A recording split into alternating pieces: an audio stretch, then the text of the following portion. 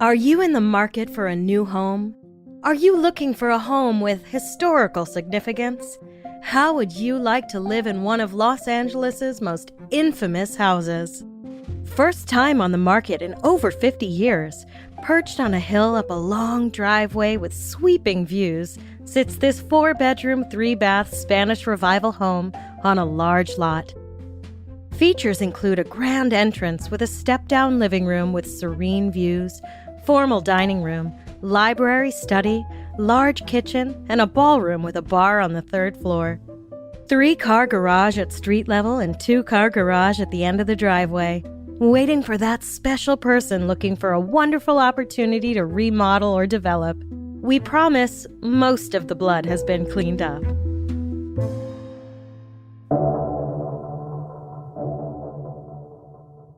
Welcome to Strange and Unexplained, the podcast that's like, what are you afraid of? Ghosts aren't real. And then backs away slowly, locking the door behind it. I'm your host, Daisy Egan. I'm a writer and an actor with a large collection of crystals for protection, even though I'm pretty sure they're just rocks. This week, the Los Feliz murder house. Don't be fooled by the prettiest house on the block. Something truly awful happened in there.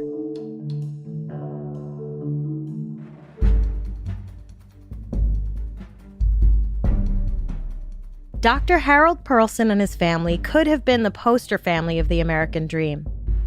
The son of immigrants who fled the repressive regime and hopeless future in Eastern Europe around the turn of the 20th century, Harold became a successful surgeon. After med school, Harold moved to Los Angeles, where he published papers, became a prominent professor in cardiology, and was on surgery teams at some of the most prestigious hospitals in Los Angeles. It was in Los Angeles where he met and married Lillian Silver. By the late 1950s, with his wife and 3 children in tow, Dr. Perelson bought the home at 2475 Glendower Place in the foothills of Los Angeles' Los Feliz neighborhood for around $60,000, or about $500,000 in today money. The home was described as a delightful 12-room home with terraced lawns, artistic gardens, and a magnificent view. A spacious tiled entrance hall and stairway led to a charming living room, a glass conservatory, dining room, den, breakfast room, and kitchen. To most people looking in at the Perelsons' life from the outside, they had it all. A perfect family in a perfect home. And then, on the evening of December 6, 1959, at about 4:30 in the morning, 14-year-old Sherry Lewis, who lived next door and sometimes babysat for the Perelsons, heard a blood-curdling scream come from the Perelsons' house. Sherry said at first she thought it was some kind of wild animal. And if you've ever been in the Hollywood Hills around sunset and heard the cacophony of coyotes screaming in the canyons, you understand. Honestly, those things can sound like some off-the-hinges 1970s orgy. It's not cute. But this definitely wasn't a coyote, because the next thing Sherry heard was the voice of her 18-year-old neighbor, Judye Perelson, screaming, "Don't kill me." Moments later, Sherry heard Judye pounding on her front door, screaming for help. Sherry couldn't move. She was frozen in fear, which, absolutely, girl, you're 14, I get it, but what the fuck were her parents doing? It wasn't until Judye tried another neighbor, Marshall Ross, that a door was opened to her. She was bleeding from a major wound on her head. Marshall called the police. After calling the police, Marshall walked into the Perelsons' home to find the 2 younger children, Debbie, 13, and Joel, 11, most likely in a state of complete shock. Debbie, having heard her older sister's screams, had come out into the hallway and found her father, Harold Perelson, holding a bloodied ball-peen hammer, dripping blood onto the floor. Harold told Debbie, "Go back to bed. This is a nightmare."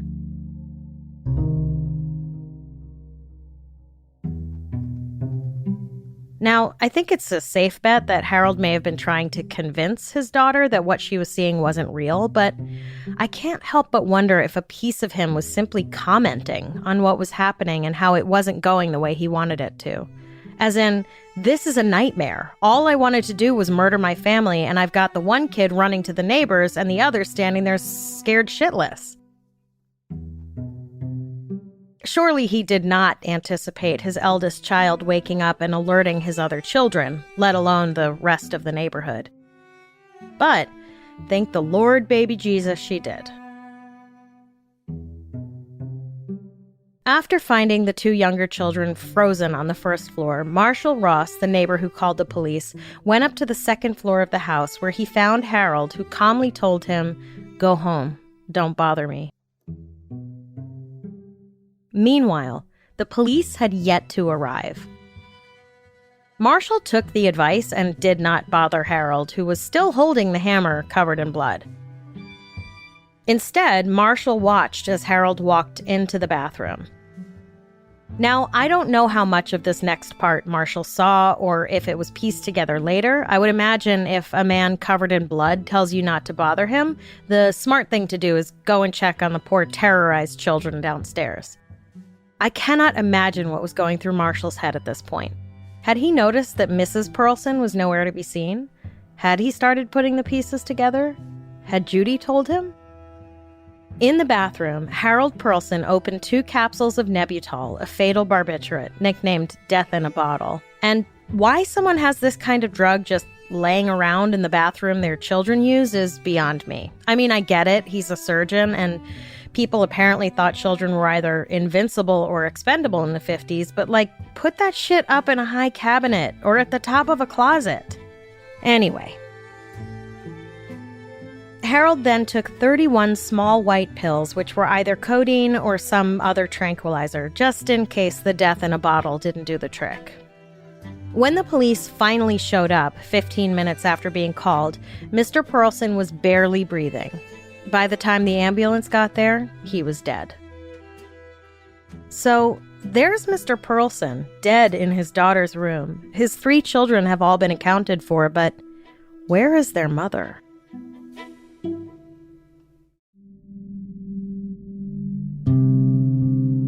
Police found Lillian Perelson in the bed she shared with her husband, unrecognizable from the beating she had taken with the ball-peen hammer, still clutched in Harold's hand when the police found him dying on his daughter's bed.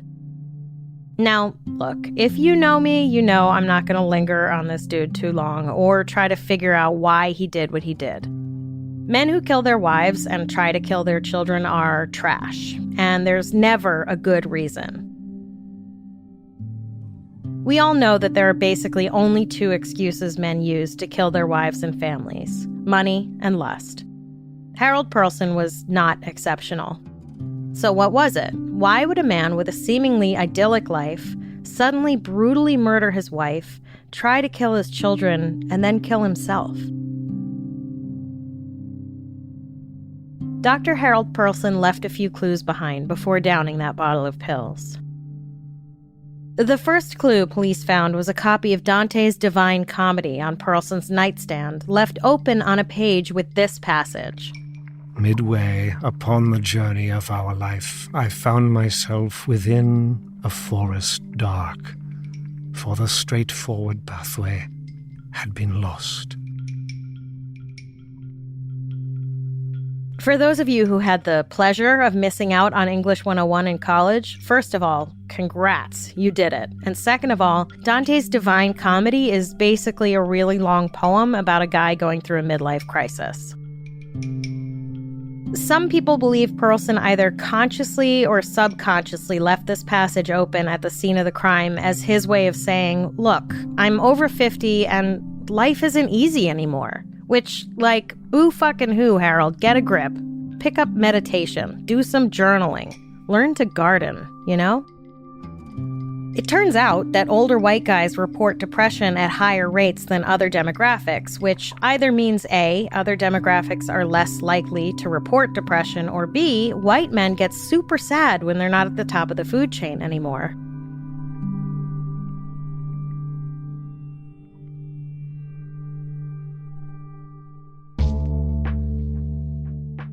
And of course, there were financial problems.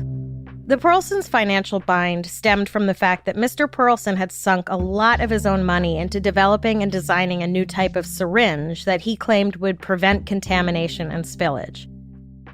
The person he was developing the device with ran off with the patent, leaving Perelson in debt. Perelson sued, but didn't walk away with anywhere near as much as he would have if he'd profited from the invention. A few years after that, Judye got into a car accident with her 2 younger siblings in the car.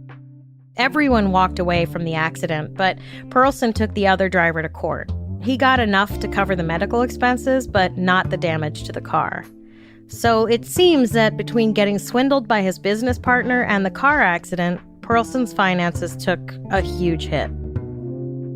But the truth is, plenty of people are in terrible financial ruin and somehow manage not to murder their families over it. And plenty of people reach their 50s and start thinking about their mortality and what they've done with their lives thus far, and they may be disappointed, but they too manage to not go on to commit familicide. And let me just say, the fact that we even have a word for killing your whole family is distressing. Like it happens enough that people were like, we gotta come up with a quicker way of saying killed his entire family. And like, I get it. Sometimes having a family is no fun or whatever, but buy a Porsche, get a mistress, follow a guru to Bali and end up in a cult or something. I guess it didn't occur to Harold that he was literally sitting in a $500,000 home. I guess murdering his wife and attempting to murder his family was easier than going down to the bank to refinance. Also, just a weird side note, in an interview many years later, Sherry Lewis, the Perelsons' former neighbor and babysitter, suggested that everyone would have been happier if her father had been married to Lillian Perelson and her mother had been married to Harold, which is a very weird thing to say about a man who murdered his wife. I wish that murderous monster had been my dad. She also said Dr. Perelson gave really good injections. Okay. The weirdest part of this story, as far as I'm concerned, is that Harold Perelson was a surgeon. He had access to serious drugs. The drugs were in his house. Did it not occur to him that he could have drugged his family? That would have been the more humane way to slaughter them? Like, a ball-peen hammer? Of all things, that's the weapon you chose? A ball-peen hammer doesn't even have those nasty claws. Did he not plan for any one of the first 3 people he murdered to scream, alerting the remaining people? Did he really think he was going to beat them all to death in absolute silence? Did he not understand how pain works? By all accounts, the evening had been uneventful. No fighting, no unusual behavior. Unless he and his wife got into one of those whisper-yell fights that parents do sometimes so they don't wake their kids up. Except it's pretty clear Lillian, his wife, had been asleep when she was attacked. So it seems like Dr. Perelson planned it, but planned it really fucking poorly. At the end of the day, Harold Perelson was a coward and total garbage who dug himself into a hole and couldn't think of any way out that wasn't extraordinarily violent.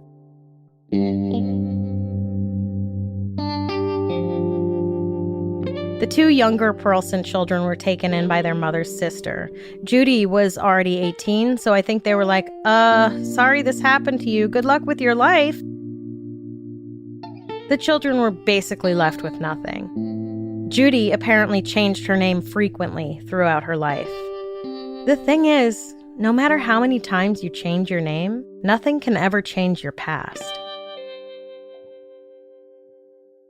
Now, this is where the Perelson story ends, but the house at 2475 Glendower Place still stands today. What happens to a house with such a grisly past?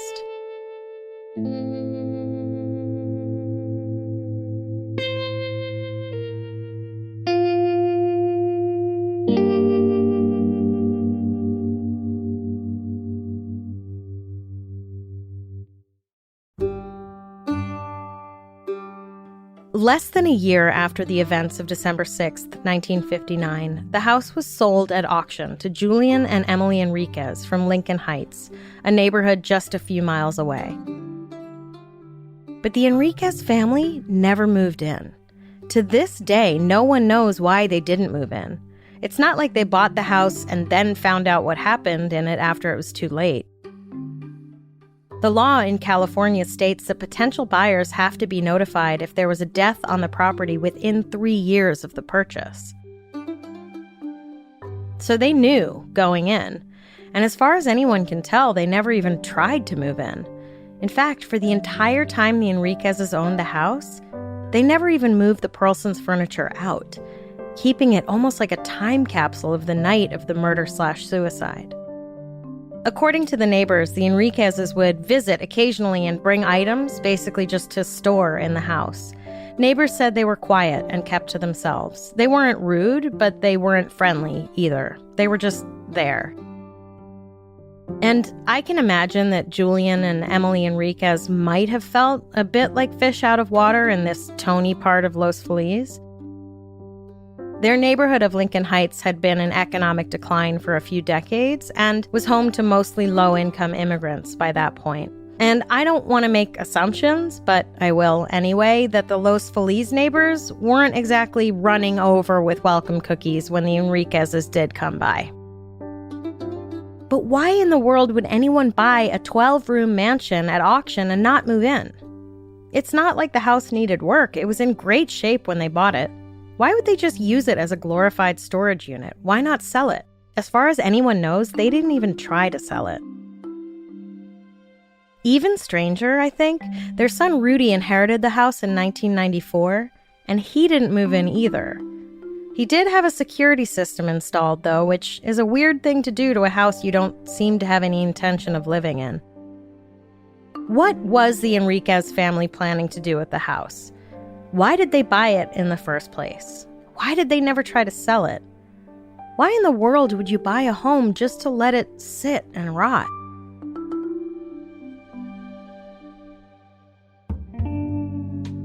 Over the years, the legend of the stuff left in the house has grown. There's the legend of the Christmas tree in the living room, complete with wrapped presents underneath.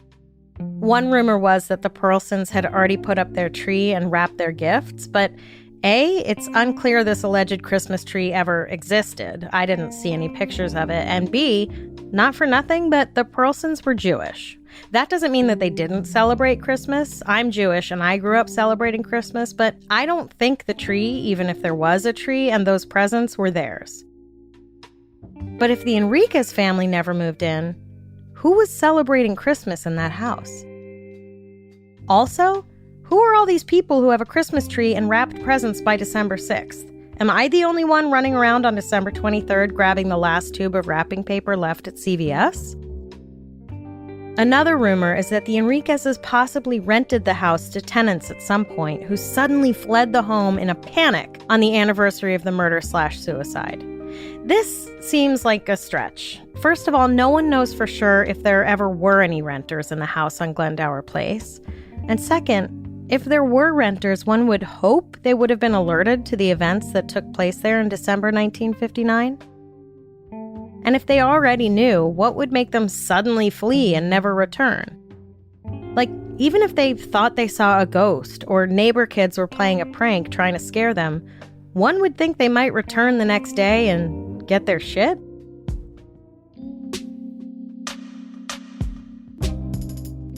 Over the years, a few curious and either really brave or really careless people snuck in to snap pictures of the home and, of course, put those pictures on the internet. Looking at these photos is like stepping through the looking glass into the middle of the 20th century. First of all, the exterior of the house looks pretty immaculate. Like, driving by, you would never think, that's definitely a murder house. Like, I've gone to look at houses on the market with much worse exteriors than this one. It turns out over the years, neighbors complained about the state of the house because, God forbid, everything in your neighborhood doesn't look perfect. Rudy was forced to keep up the exterior, which, again, why are you sinking money into an empty house? So, the big arched brown wooden front door looks like the entrance to a medieval dungeon. I imagine when the Perelson kids brought friends over, they had to be like, oh, don't mind the dungeon door. The inside is totally not a dungeon.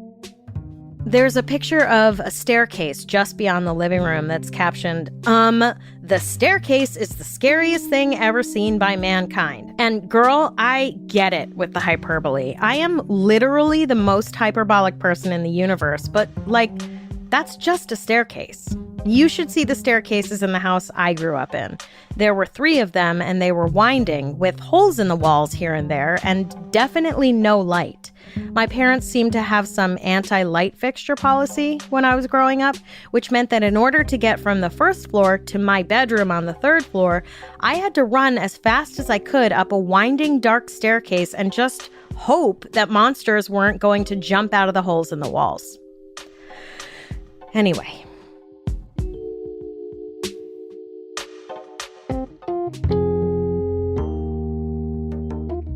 From the pictures I've been able to see, there is no Christmas tree. But there, under the peeling paint on the ceiling, is the wrapped present in Mickey Mouse wrapping paper. And sitting on an old sofa is more wrapping paper and ribbons. The sofa faces an old console TV set on random boxes and furniture, as if someone was watching Gilligan's Island while wrapping presents. Some of the rooms looked like they were just dumping grounds for stuff. There's an ancient bottle of boric acid just sitting out on the counter. Mid-century furniture, some covered in drop cloth, some exposed. Life and Post magazines, canned food, weird, creepy-ass dolls just laying there being all judgy. All just sitting there over the years collecting dust. Other rooms were conspicuously more neat, less dusty. Almost like maybe someone used them fairly regularly.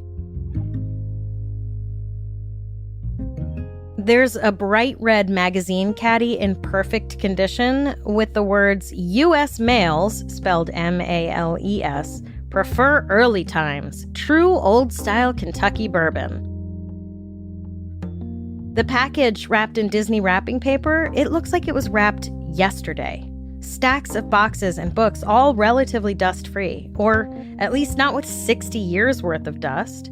If I don't dust my house each week, which, please trust me, I do not, there's about an inch of dust everywhere.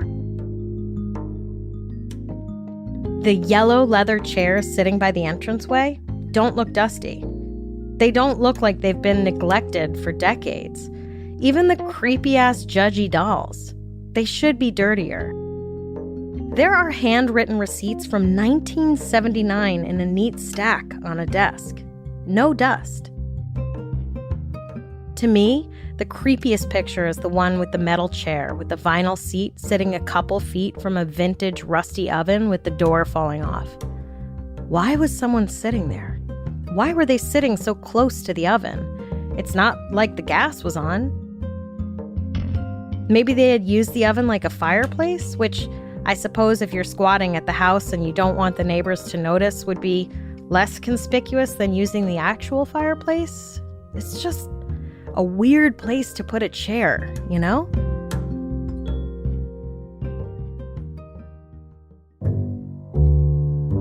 But as you look closer at the vintage contents of the house, you notice that not all of it could have been there when the Perelsons left in 1959. Magazines from the 1960s, packaging from food that didn't exist in 1959. It's likely that squatters would have used the house over the years. Some say that sex workers have brought clients there. But what's weird about that is, wouldn't the house have been in worse shape? Squatters are not really known for their tidiness, generally speaking. And don't get me wrong, the house is not tidy by any means. But it's also not, this house has been vacant and left to the whims of random people, messy. Usually where one finds squatters, one finds graffiti, dirty mattresses, and drug paraphernalia. At the very least, you think someone would have opened that goddamn present at some point. There are clothes hanging on a line inside. White clothes. They're not moth-eaten or falling apart like you might think decades-old clothes would be. It's like someone just hung them up and stepped out to get the mail. To this day, no one seems to be sure of anything about the years the house at 2475 Glendower sat empty, like a shrine to some gruesome past. How some things collected decades of dust and others remained remarkably clean. Why no one saw fit to move in or sell it. why Rudy held on to it from the time his parents died in '94 until his death in 2015. There he was, a music store manager sitting on a $2.5 million fortune, just letting it fade away. Rudy said he had no interest in selling it. Imagine what he could have done with all that money. It's really strange.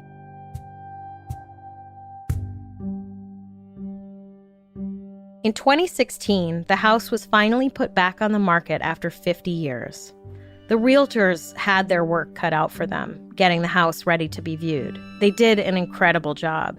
The floors look impeccable, not a scratch, not a scuff.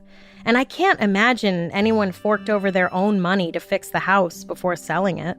Like, I get maybe slapping on a new coat of paint or something, but buffering and lacquering hardwood floors? I don't think so. Also, there in the master bedroom where Dr. Perelson bludgeoned his wife to death is a remarkably intact, totally not crumbling or peeling stencil of a peacock in a tree. Honestly, I would pay someone a lot of money for something like that.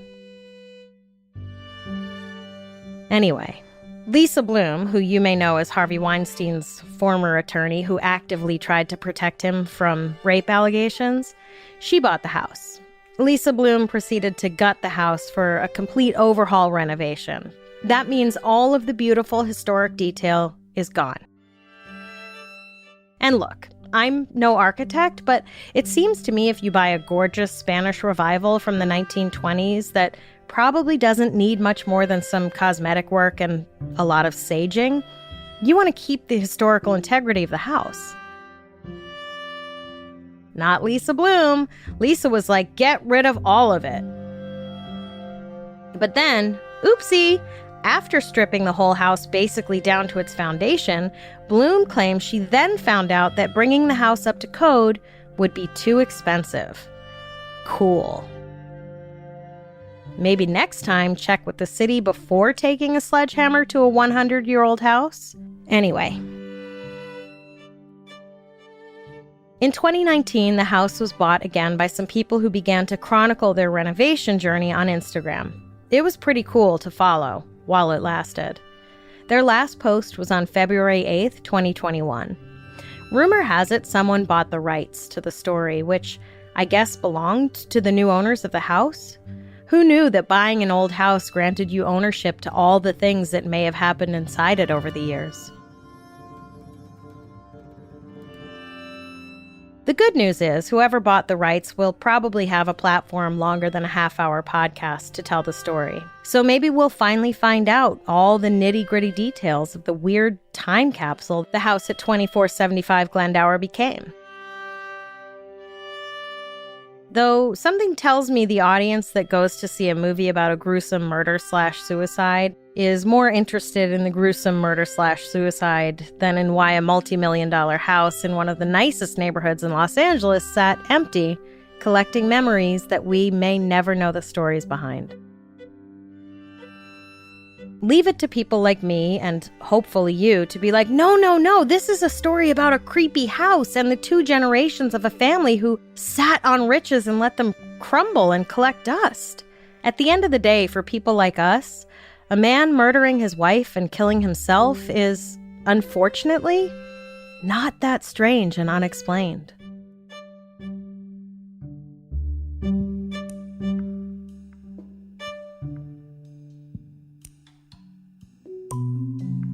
And here's a cool addendum, strangers. I got to tour the Los Angeles murder house last week. Stacy Estenius, creator of the new podcast miniseries The Los Feliz Murder Mansion, gave me a private walkthrough with the new developers. I stood in the spot where Dr. Perelson murdered his wife, Lillian. I walked through the Jack and Jill bathroom that connected the Perelsons' master bedroom to Judy's room, where Dr. Perelson took the poison, and into Judy's room where he laid down one final time to die. I stood on this really creepy wrought iron balcony just off Judy's old room. The balcony, for some strange reason, had an entire cage around it. The house really was stripped down to its studs, but there were some cool remnants of the original house. There are ancient stickers seemingly a permanent part of the closet doors in one of the younger kids' rooms, a beautiful old icebox in the attic/bar, and Rather ominously, a radiator from the Pacific Gas Radiator Company in Huntington Park, California, with a swastika etched into the gas knob. We'll post all the pics on our socials. Stacy told me that she interviewed Rudy Enriquez before he died and finally got an answer as to why neither he nor his parents ever moved into the house. She even tracked down Judye. Stacy said that Dr. Perelson never intended to murder the two younger children. She said he was enraged at his wife and oldest child for, quote, getting him into too much debt, which is ironic since he's the one that bought the house in the first place, but sure, blame it on the womenfolk. Anyway, I highly recommend Stacy's podcast, Los Feliz Murder Mansion. Give it a listen for way more information than I could fit in this episode or even knew about, and to see what I missed. Also, just a quick note on pronunciation. As you heard, I say Los Feliz. Stacy says Los Feliz. Both ways are correct. Los Angelinos do tend to say Los Feliz, but I did check with one of my native Angelino friends, and she said, Los Feliz is perfectly acceptable. Enjoy.